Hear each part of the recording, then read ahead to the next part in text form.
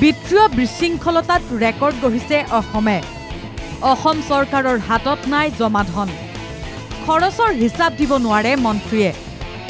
কেগৰ প্ৰতিবেদনত বৃহৎ ধনৰ খেলিমেলিৰ তথ্য প্ৰকাশ।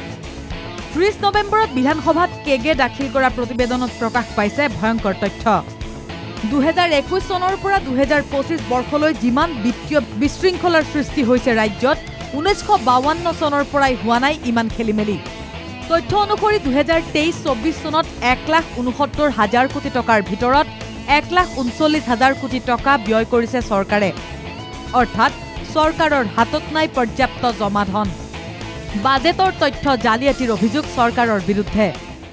মই 22-23 এইটো বিত্তীয় বৰ্ষত 50টা বিভাগৰ খৰচৰ 52,871 টকা 50টা বিভাগৰ বিভিন্ন উন্নয়নমূলক কামত খৰচ কৰিবলৈ দিয়াৰ বিপৰীতে 18,669 কোটি টকাৰ হিচাপ 50টা বিভাগে দিয়া নাইকিয়া।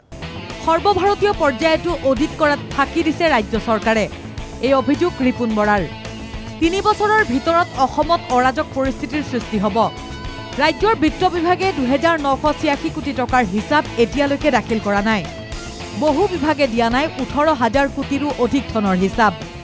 সাফিচিয়েণ্ট টাইম আছে তে দিয়া নাই। তাৰ মানে কি হোৱাট ডাজ ইট মিন? মুখ্যমন্ত্ৰী কণ্ট্ৰল নাই, মুখ্যমন্ত্ৰীয়ে চোৱা নাই বা লুটিবলৈ এৰি দিছে যে তোমালোকে লুটা লুটি আধা ভাগ মোকো দিবা, তোমালোকে লুটা লুটি পেলাই ভাগ মোকো দিবা, মই মনে মনে থাকিম। নহ'লে কি কাৰণে? ৰাজীৱ ভৱনত এক সংবাদমেল অনুষ্ঠিত কৰি ৰিপুণ বৰাৰ স্পষ্ট কথা। মুখ্যমন্ত্ৰীৰ লোন লোৱা কাৰ্যই অসমখনক অন্ধকাৰলৈ পৰ্যবেক্ষিত কৰিছে। 26 চনৰ 31 মাৰ্চত অসমৰ ধাৰ হ'বগৈ 1,76,000 কোটি টকা। 2029 চনৰ ভিতৰত সুদসহ এই ধাৰ মাৰিব লাগিব ৰাজ্য চৰকাৰে।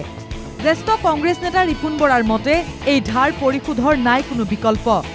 হয় ৰাজ্যত টেক্স বাঢ়িব লাগিব, নহয় ব্যয়ৰ শিতান কমাব লাগিব।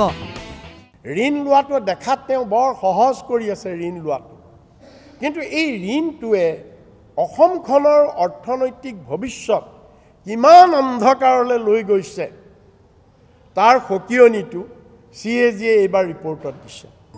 অনাগত দিনত চৰকাৰ যাৰেই নহওক কিয় সেই চৰকাৰে ভুগিব লাগিব এক অত্যাধিক ধাৰৰ বোজা। ভিডিঅ' জাৰ্নেলিষ্ট সঞ্জয়ৰ সহযোগত জবাদাসৰ ৰিপৰ্ট NKTV+ গুৱাহাটী।